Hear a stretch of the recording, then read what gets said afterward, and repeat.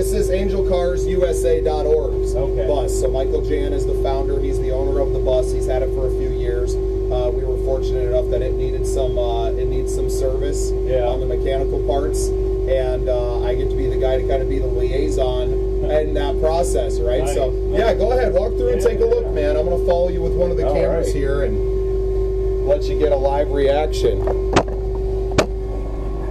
Yeah, so this was in 1995, so obviously at the end of George's career, right, or towards the back end, I would say. The man kept playing until he was done, but you know, really built to be his personal space, right, on the road, and just a custom one of one. There's not another one on the planet like this, as you can tell.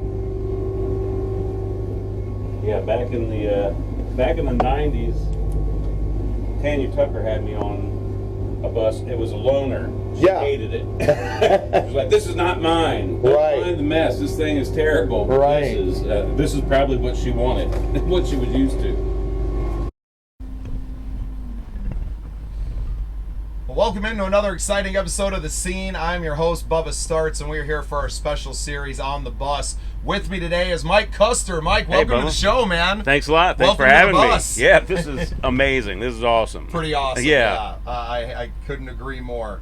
It's been an awesome weekend here at the Josie's as well, hanging out at the Grand Ole Opry. We got to meet on the red carpet. Yeah. You picked up a couple of nominations this year. Yeah. Best country male artist, I think is what it was called, and male country song of the year. Didn't win, but it was my first time. Yeah. You know, when I heard how many nominations there were and how many submissions, over 86,000 submissions, right? Just to get a nomination is a huge deal. Yeah, right? yeah. To be a winner is obviously an amazing accomplishment and a feat, but just to be nominated is something. And that's what I was trying to tell, a good friend of mine, Tyler Herwig, as well. I was like, look, buddy, I know you're disappointed, but still a pretty big deal. Oh, yeah, yeah. Pretty huge deal. And to pick, I think he had 5 nominations. Yeah, that means something. Right. So, Mike, where are you from? I am from Frederick, Maryland. There you go. Not a lot of cowboys in Maryland, I imagine. Well, we're a lot of horses, but not a lot of cowboys. A lot of race horses. Right. But, my dad and I grew up cutting horses and... Incredible. Yeah, so we in would that break horses. Race horsing scene? Yeah, no, we were not race horses. We were cutting horses and rodeo stuff, so we were on the outliers, but we would green break horses for people. So there's a lot of people that have pleasure horses in Maryland, and so we would break them. I don't think a lot of people would think of Maryland as horse country. Yeah, we actually have the second largest population of horses in the U.S. Incredible. Yeah. Second to who? Kentucky, of course. Of course. Of course. Yeah, so we have Pimlico race course. And, yeah, I'm not a big racehorse. Obviously, I know the Derby so we have the and Preakness. the Triple Crown races. Yeah, we are the second of the Triple Crown. Yeah, incredible. What a so obviously that kind of raises you in the country music most of your life, I would imagine. Yeah, as our country folk. Yep, I grew up cleaning stalls and listening to country music on the radio in the barn. So. Oh, good times, man. Good times. So when did you start playing music? Oh, when I was a real little kid, my dad had a friend who had a band called Benny Dean and the Blackjacks, and he played at my dad's best friend's wedding. And I must have been 3, maybe 4, but I just remember watching this fiddle player up there and Benny Dean singing, and I said, "That's what I want to do. I want to play the fiddle and sing." So as soon as I could, I went to school and said, "I want to learn to play the fiddle," and they said, "Well, we'll teach you to play the violin." So that's when I started, and of course I started singing in the choir at church, like so many people do. So my parents drug me to choir rehearsals and practices and listened to me squeaking away on the violin. And a really great instrument when done right, but I imagine those early years are hard for any parent to kind of get through, but obviously they saw some potential and saw your passion for it at an early age. Yeah, and I started writing music when I was 6 or 7, and so it was just in you. Yeah, it was in you. Incredible.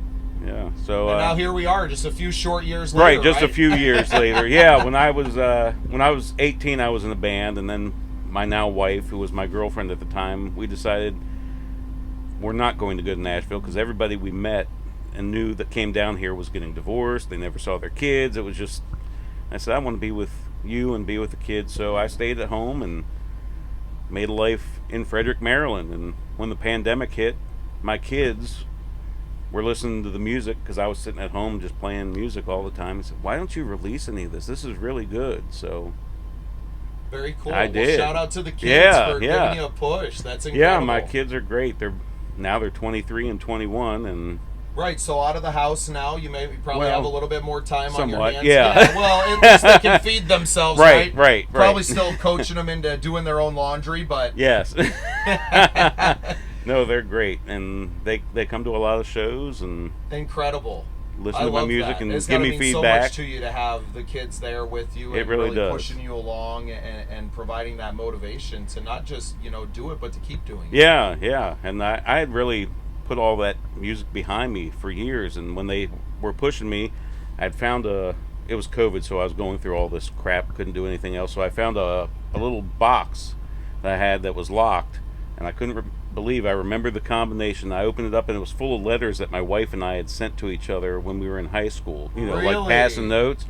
And there was one in there I opened up and read, and it said, "I know you're going to make it in Nashville, and you're going to take me on tour with you when you go." And I said, I think she's talking to me 30 years later. Right. Oh, what an incredible story. Yeah, that's a song right there. Right. Yeah. And now here we sit on a bus that spent plenty of time on the road, obviously touring around with George. And, you had the experience, not just the red carpet, but the whole show and hearing your name called at the Grand Ole Opry. Tell us a little bit about, your experience here, because I was just covering it. I wasn't a nominee or anything.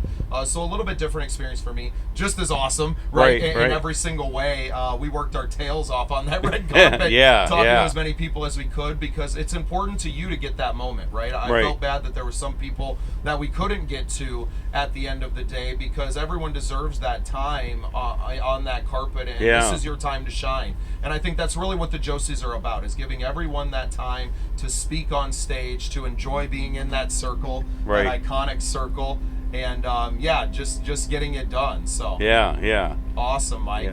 Hold on, I think we got another artist. I hear that. This is how this rolls here. All Mike. right.